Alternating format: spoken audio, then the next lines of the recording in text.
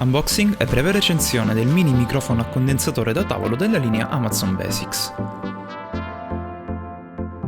Ovviamente venduto e spedito da Amazon al prezzo di 30 euro circa. All'interno della scatola, oltre al microfono, troviamo un piccolo treppiedi da tavolo, già avvitato al microfono, e un normale cavetto USB per poterlo utilizzare. È plug and play, quindi basta collegarlo al Mac o al PC e funzionerà senza aver bisogno di driver aggiuntivi.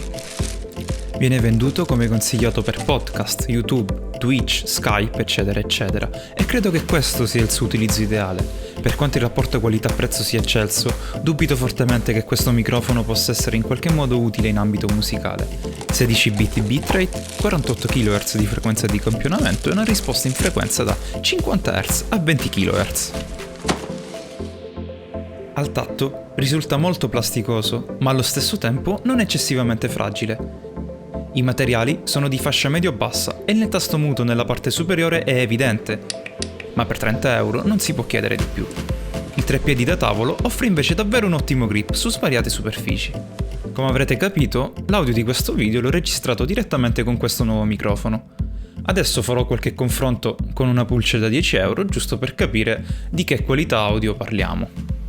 Audio del microfono trattato, audio microfono non trattato, audio pulce trattato, audio pulce non trattato. Se avete trovato utile il video, fatemelo sapere nei commenti, lasciate un like e iscrivetevi al canale. Ciao!